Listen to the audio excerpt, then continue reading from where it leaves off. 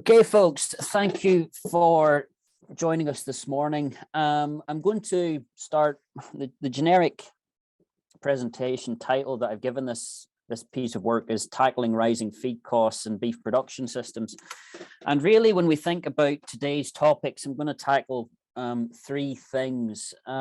First one being the generic theory of feeding in beef production systems, because there's no point talking about the nuts and bolts, the pounds, shillings and pence, if we haven't discussed some of the theory with those that might not be familiar with it before we go that far. Then going to delve into the recent input inflation, and it has certainly skyrocketed in recent months. And then to add a little bit of research work into that, I'm going to, as another potential mitigation strategy of that price inflation, talk about the potential of precision feeding in beef cattle production systems. Okay. So in terms of the theory and where we sit, I mean, I always think of beef cattle production being very straightforward. And that is in that we put an animal through a sigmoidal growth curve and we aim to hit market specifications. Okay, so I borrowed this image from HDB, and any of the students that are online will be very familiar with this slide. So we go through a rearing phase, where the early phase of growth up to weaning, where the calf's diet includes milk. And then we go through a period of what we would call the growing phase, which is a period of continuous growth lasting up to 15 months. And that's where we really want to grow that animal up. We want to grow that animal out. We want to develop that frame upon which we finish that animal with our meat yield and our fat cover. And then we finally have our finishing phase, okay, which is our short, sharp period of maximum live weight gain, where I want to maximize the meat yield on that animal and I want to optimize fat cover. And when we look at our little diagram here, you can see I've got those little phases marked out, okay. And those phases historically would have varied according to the frame size of our animal, determined by the breed type of our animal. So if I think of an Angus, think of a very small frame type, that animal has a propensity to become too fat too quickly. Okay, and so nutritionally, the way that we would have dealt with that is to go through a longer growing phase. And that basically means I feed a lower quantity of energy during that growing phase to prevent that animal becoming too fat. Fat costs me quantities of energy, it costs me a large quantity of money. And so I really want to minimize fat deposition in that animal until I want to hit my target fat class at slaughter. The other extreme being our continental breeds is exemplified by our Limousin. Okay, if we look at our large framed animals here, they tend to have issues developing fat on there. So we want to feed high energy diets very early on, and indeed some of those might not have a growing phase at all. Okay, and if we look at certainly market specs across the UK and Ireland, our main issue tends to be with animals that are too thin. Okay, so when we look at, tends to be our dairy breeds, and it tends to be our continental breeds that have too low a fat class at slaughter. One of the best ways of getting around that is simply to feed a higher energy diet. And then we have our medium framed animals, which are somewhere in the middle. Now, historically, that's the way we would have looked at frame size, and we would have looked at nutrition. I would probably question that more recently with the advent of some vertically integrated beef production systems that generate from dairy cows. I would say that the vast majority, it may be an Aberdeen Angus sire in there, but you still get this effect where they behave probably more like a large framed animal in terms of intake than any of our medium frame or our small frame. So whenever we think about, if I was to mark it out, say we have carcass specifications here at the end, I want an animal that's of a certain size. Okay, I want an animal that's of a certain fat class. In order to get in there, if we really think of daily live weight gain or average daily gain, okay, our measure of growth rate in kilograms per day, that's really our nutritional point of control in this system. So in other words, if I increase the energy content of the diet, if I speed up that average daily gain or that growth rate, that animal will lay down fat. Similarly, if I decrease the average daily gain or daily live weight gain, that animal will lean out. So when we think about beef production systems, I think of daily live weight gain as really the accelerator. As accelerate off as I increase that daily live weight gain, I will increase the fat content of that animal. So how does that translate then through into ration guidelines? Well, if we think about ration guidelines for growing cattle, that's whenever we want to grow that animal up and out. And so the key definition in here is crude protein. Historically, we would have fed about 12 to 16% crude protein in the diet. Now, we could question whether that's the best measure of protein, if indeed that's the way we should be formulating for protein requirements, but we'll question that slightly later. And you can see again our throttle that we've got here, throttling up into how much fat we want to deposit, how fat we want that animal to be. Generically, our average daily gain or our daily live weight gain is down around 0.7 to 1.2 kilograms per day. Okay, reduced growth rate, I want to grow that animal up, I want to grow that animal out, I want to increase frame size and lean meat deposition. Okay. Again, that's reflected in energy. So we have a medium type energy diet here of 10.5 to 11.5 megajoules per kilogram dry matter. Okay, again, AHDB guidelines here from 2019 down in the bottom. Now, I will question some of these slightly later on, but we'll stick with this to start off with.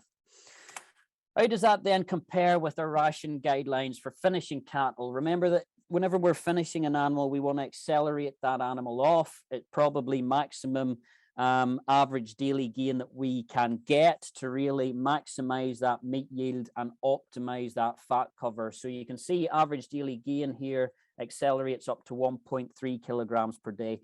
Ideally as high as I can get, okay, as daily as high as I can get, 1.6, 1.8, whatever that diet will supply. You can see that because we don't want to grow our frame anymore, hypothetically, our crude protein drops a little bit down to 12 to 15% in the dry matter, okay? And our energy, which is our ME, accelerates to as high as we can get it, okay? So 12 megajoules per kilogram dry matter. So we really want to pump as much energy in there as possible to maximize the finishing rate of that animal and get our nice finish of fat on there as well, okay? Now, how does that relate to the current climate? Well, certainly in the last year, agriculture inflation has soared. So I've got this from the Farmers Weekly. It's our agricultural price index. What this does, if you look at 100 here, okay, that's the price of these various commodities from 2015. And you can see as we hit certainly around the start of this year, these start to accelerate up off, okay? So straight fertilizers, you can see that they've ballooned from down below 100, which would have been 2015 levels, certainly into the back end of last year, up to 300, okay? So 3 times the price. The other one would be our energy and lubricants. You can see that they've accelerated off, but probably the most worrying thing for beef producers in here is this compound feeding stuffs. So you can see that these have actually accelerated up to about 180%. Okay. Now, if we think about feed costs being the majority of our costs in beef production systems, if we are feeding a compound, if we're feeding a beef blend, if we're feeding a beef nut, what we're putting in has increased exponentially. Although it has tailed off in the last few months, up until then, it had increased exponentially over that period of time. And indeed, if you look just in the last 12 months, inputs have increased by 33.1%. Okay, into agriculture, whereas our outputs, although we've got an increase in value and we have got a slight uplift in beef price there, have only increased by 24.9%. So whenever we consider all of these increases, what does that actually look like on the ground? Well, if I take what would have been a normal diet, certainly within this region, if I talk about a barley beef system or an intensive beef finishing system, what does this mean for me? Well, I've got, if I fed a traditional diet, okay, a traditional compound blend to finish an animal, probably ad lib straw in there as well, okay, so barley based. If I go all the way back to 2019, that diet probably cost me around about £233 per ton of dry matter delivered through the farm gate, okay. The expected performance that I would get is probably around an average daily gain of 1.45 kilograms per day. And if I define margin over feed, okay, as our measure of how much we've got left Okay, variable costs, feed representing 70 to 80, 95% of our costs in the beef production system. Our margin over feed in this instance is quite simply how much live weight I get out minus the feed I have to put in. Okay, so you go back to 2019, you think about prior to price inflation, our feed compounds, our margin over feed in this system that I'm talking about, this would be on British blue steers, typical performance that we would expect here. Our margin over feed is about 0.55 kilograms, pounds per kilogram of live weight gain. Okay. If I take that performance, if I take those adjusted costs, and I look at that today for exactly the same diet, I am very lucky if my diet cost is £353 per ton of dry matter. That's probably a slight underestimation. I've got my same level of performance, and even taking account of my increase in that beef price leaves me a margin over feed of minus 0.07 pounds per kilogram live weight gain. So in other words, a recent increase in costs means that we can no longer just form an 80% barley-based diet, feed it, and expect to make a margin on that. We have to find another way going forward. And I think probably the best way to look at the minute is that in terms of the beef industry, I would be looking for cheap energy. Okay, that cheap energy could come in a variety of ways. It could be a variety of alternative forages, and I'll demonstrate one in a second. It could be distillery byproducts would be an excellent source of cheap energy in there as well, or even into our grazed grass and our forage-based systems as well. Okay, so I've got another example here. So say we were to take a maize-based diet at the minute and feed it with something like 50% brewer's grains or distillery byproducts in there. At the minute, if I take that at this point in time, okay, diet cost is dropping down from 353 to 229 pounds per ton of dry matter. My average daily gain is probably slightly higher than my concentrate-based diet due to variations in intake, etc. And my margin over feed, more importantly, even if I put in very high costs for these maize-based diets, my margin over feed has now went back up and is actually above. So we're talking 0.73 pounds per kilogram of live weight gain.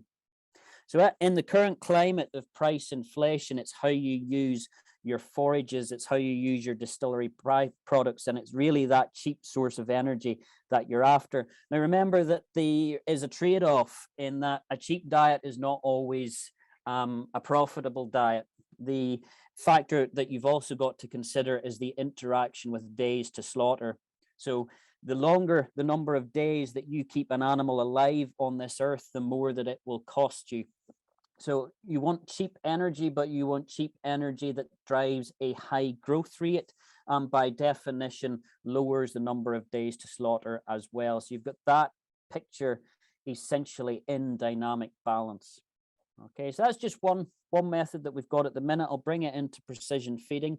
But what does that mean for me? It means the traditional model that many people indeed had of just mixing barley with some rapeseed meal or soya, a few minerals in there, and you're good to go, no longer exists. You probably need to be looking at either distillery byproducts, into alternative forages, etc., etc. Those feedstuffs that so far have been isolated to a large extent from the inflation in other feed compounds that we have seen.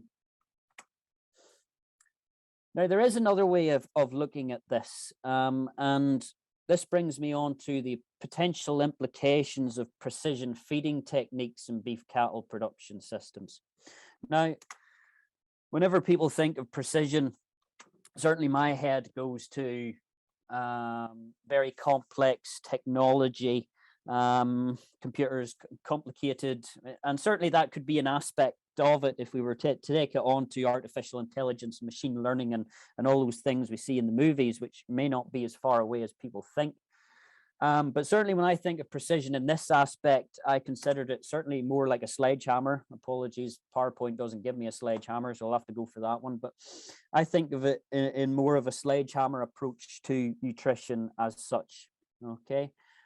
So what is precision feeding? Precision feeding aims to account for variations in the nutrient requirements of farm animals, thereby increasing the efficiency of nutrient utilization and optimizing that animal performance. Quite simply, I want to optimize what I put in terms of energy, in terms of protein, in terms of vitamins and minerals, and minimize what gets excreted as waste. Okay, I want to maintain performance. That's an important component of this. I do not want to compromise performance. I want to maintain that performance, but I want to increase my efficiency of resource use. What could that mean? It means I use nitrogen more efficiently. In terms of protein use is more efficient. My use of nitrogen is more efficient. My use of phosphorus, importantly as well, is more efficient. And not only do I increase the efficiency of my farm animal production system, I therefore reduce the nutrient leaching, the nutrient runoff, and the environmental impacts that are associated with that. Okay, so I want to match what I put in to my animal's performance, and by definition, minimize waste in that production system. So how did we do this? Well, we took historical data that had been collected at Harper Adams on a whole variety of different breeds and a whole variety of different diets. Here we've got our Aberdeen Angus cattle consuming a grass silage based diet during the growing phase. We've also got a variety of information from British Blue Cross Holstein steers, fed concentrate diets or fed varying alternative forages. So diets based on whole crop wheat, diets based on red clover. Okay, and we looked at it under two different scenarios. So if we think of scenario A as commercial practice, and the way I think of scenario A is my nutritionist turns up on farm, they formulate me a diet and I feed it. Okay, so under scenario A, commercial practice, my nutritionist turns up on farm, they give me the diet, live weights, expected growth rates, I produce a diet for that animal, and I then feed the diet for that animal using HDB guidelines. Okay, so nothing out there, using what is recommended. Under scenario B, and we'll call this our precision approach, and you'll see why I mean it's more of a sledgehammer in a minute. Matched feeding is where I match that diet to the performance of that animal. Okay, I haven't done it in an individual basis. Instead, I've done something that is quite achievable at farm level. I've done it on the mean performance of all the animals. If you really wanted to take precision feeding to its extreme, you could do it on an individual animal basis. But here we're working on an individual group basis. And we're simply saying to ourselves, if we knew, and it's very easy to work this out. So if I had the live weight of that animal measured at various points, if I knew the growth rate of that animal, and I knew roughly the intake of that animal, how could I match that diet to minimize my costs and also optimize the performance of that system? So we've also calculated the emissions associated with this. So bear in mind, this will identify a variety of things. You know, are we overfeeding protein? Okay, and potentially into that as well, are we overfeeding phosphorus, which would be another one with environmental implications. Bear in mind that overfeeding of protein will normally increase the expense of our diet. It's the protein feeds in there that increase the price of our diet. So by definition, if we match it better, we become more efficient. We also don't want protein to be limiting. Okay, so we don't want protein to be limiting growth. Now, what did we find out? Well, this is what it looks like. So under scenario A, I predict my live weight, my average daily gain, my intake, my nutritionist is rocked up on farm. That's what they have done. Okay, so that's scenario A. Whenever we look at the results table, I've then got recorded performance. So recorded performance basically means I've taken scenario A, but this time I've entered the actual live weight, the actual average daily gain, and the actual intake. Okay. And then under scenario B, okay, I then reformulate that diet to optimize nutrient supply.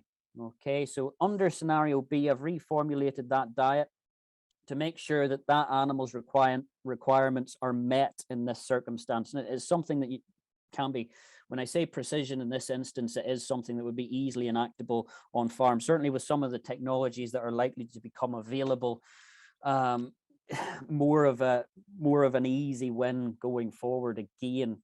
Okay, so these are the three components. Now,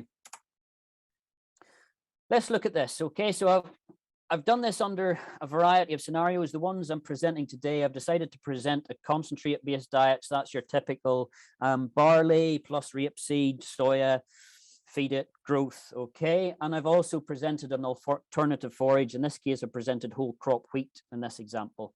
Okay, so scenario A here, we've got scenario B. So scenario B will be our matched feeding. So we'll add that in at the end, but let's start off from where we started off. You can see that we based this one solely on rolled barley. We've got some rapeseed and wheat distillers in there to add in a little bit of protein, molasses, and then our minerals and vitamins in at the bottom. And this one, we've just substituted our rolled barley or a proportion of it for whole crop wheat. So that's an alternative forage. That'd be actually quite an attractive diet to feed at this minute in time. Okay. Again, rapeseed meal used to bump up our protein concentration. Now, what did that actually look like in terms of what you would be given? Okay. So, oops, too far. There we go. What did that actually look like? Well, dry matter of our concentrate-based diet, 86%. Our whole crop wheat, 59%. ME, these are finishing diets. Remember, we want as high an ME concentration as possible to really accelerate off, drive as fast a growth rate as possible, and finish that animal as quickly as possible. So you can see the ME of our concentrate diet was 12.8, and our whole crop wheat diet was 10.8. Okay. Now, for protein, which is probably the entertaining one or the interesting one, we have formulated these diets to meet AHDB recommendations or the ration guidelines for growing and finishing cattle. So they're both in there at 14% crude protein. And that's probably the key component to look at, which is that 14% crude protein whenever we start going forward, okay, and we try and reformulate these diets. Now, what performance did we get from these animals? So if we look, there's our scenario A, okay, there's our recorded performance, so that's what we actually got, and there's our scenario B at the end. So that's what happens whenever we get our, so these animals, we were looking at them, we had numbers available from 458 kilograms, eventually slaughtered at 652 kilograms.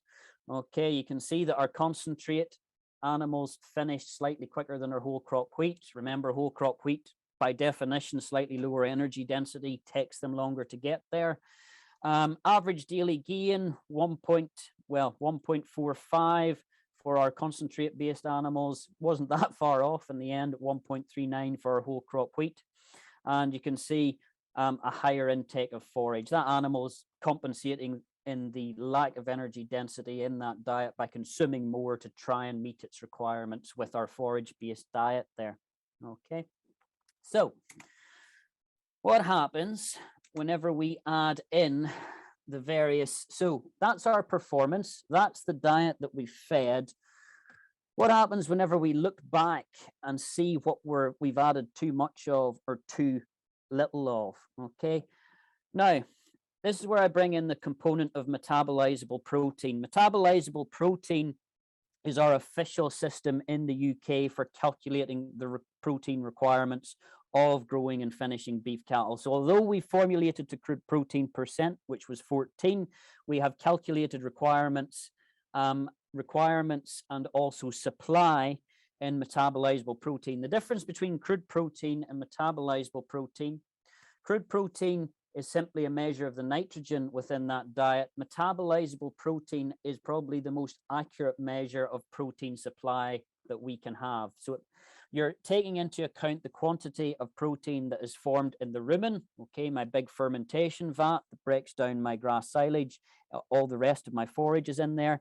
But a ruminant can also break down protein in the rest of the digestive tract. So we're adding those two types of protein together to give us metabolizable protein. So that's our most accurate indicator of protein in this system. Now, the one is when we look at our animals, certainly in every scenario, okay, across here, go across every scenario, the story is very much one of metabolizable protein oversupply for beef cattle. So if we look at scenario A under the concentrate-based diet, you can see that we're actually supplying 134% of requirements. So we're supplying 34% more than that animal requires if we formulate to 14% crude protein. Okay, when we go to our actual recorded performance, what we find is those animals are not the same as they used to be. Our intakes are slightly out, which we would expect. They have, if we've bred for larger animals, if we've bred for higher yielding dairy cows that are producing these animals, we'd expect their intake to be slightly higher. So indeed, whenever we actually record it in reality, we find we're even further out, about 142%. Now that story is even worse for our forage-based diet, where you can see we're actually up at 166% of protein requirements. So whenever we look at this in terms of a precision approach, which is to match our supply with what we get out of those animals, we can see that we're vastly oversupplying protein in growing and finishing diets. And that's, I haven't presented any of the growing diets here, but when we look across all of them, that's generically what we see. Okay. So whenever we looked at this, the only way around this is to remove protein from those diets and try and get down to matching animal requirements. So that's what we've done under scenario B here. Okay, so I'll present the diets in a little second, but basically we removed all sources of protein from them, but kept energy the same to maintain performance, because we still want to maintain performance. We don't want to lose it. We just want to be more accurate in terms of what we supply. And we can see even the removal of all protein sources for those diets, and I'll present what they look like in a minute, but you can see that we only drop down to 120% and 129%. So even if we remove all protein sources under the MP system, we were still vastly oversupplying protein within those diets. Okay. And that also has implications for our diet cost, which I've presented down the bottom here. So you can see that our diet cost drops from 353 down to 337 pounds per ton of dry matter. And in terms of average daily gain, for the concentrate-based diet, you're knocking 10p off your cost per kilogram of live weight gain. But for your forage-based diet, you're actually knocking a lot more, more like 40p off your cost. So you can significant cost savings associated with the reduction in protein in line with the metabolizable protein requirements of that animal. Okay, but it's not just performance, it's not just growth, it's not just efficiency in that aspect. We also have implications for the emissions intensity. So whenever we talk about a system's carbon footprint, we talk about the emissions in carbon associated with this system. So we've also put this through a carbon emissions calculator, which we've developed here from IPCC, similar to some of the AgriCalc and Sandy calculations, although bespoke for our own, and that we've developed it for this system. You can see that the emissions intensity in kilograms of CO2 equivalent per kilogram of average daily gain varies across these systems. Okay, so the total by definition, if we look at a whole crop wheat based diet versus a concentrate diet, is actually quite a lot higher for two main reasons.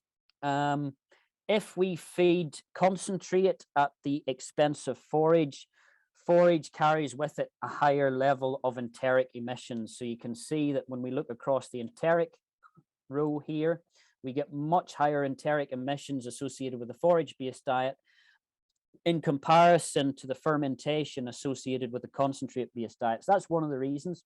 The other reason is days to slaughter. So by definition, if our forage-based animals took longer and were on this earth for longer, by definition, their overall emissions will have increased. But not only that, protein tends to have a high emissions associated with it. So if we think about soya, we think of its association with the deforestation of the Amazon, etc., that carries with it a high land use change. Okay, so by definition, when we remove protein feeds from diets, that tends to reduce the emissions intensity associated with it, with a diet. So bear in mind, we've got rapeseed as our primary source of emissions in here. Rapeseed, its emissions intensity is only about 600 kilograms per ton of dry matter. In contrast, soya is more like 3.6 tons. So if we had diets that were based in soya, these effects would be much more exaggerated than we've got here. But you can see the removal of protein from these diets actually reduces the emissions intensity associated with feed, and actually also reduces the emissions intensity from the overall system in both cases. Now, the more protein I can take out, the bigger the effect. So you can see for our whole crop wheat diet, we have a much bigger effect because we were able to take more out of that one.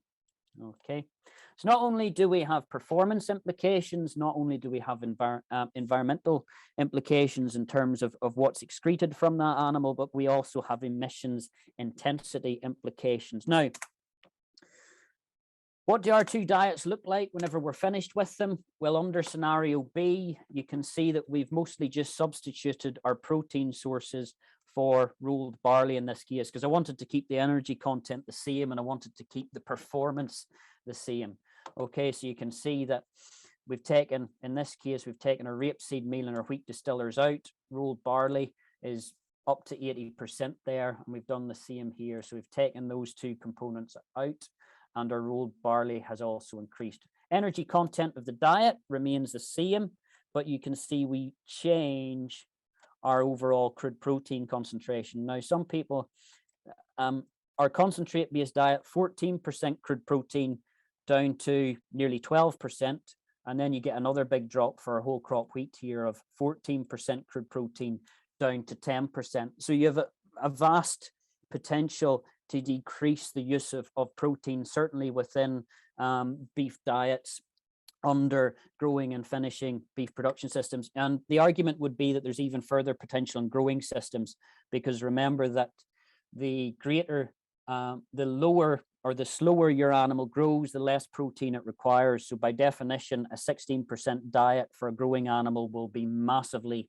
in excess of the requirements for that animal. The argument by the industry would be that higher protein concentrations increase frame growth. Certainly we've done studies on that at Harper, and that is not the case. And when you oversupply protein, you tend not to increase frame growth, because protein cannot be stored. It doesn't have an increased effect on frame growth.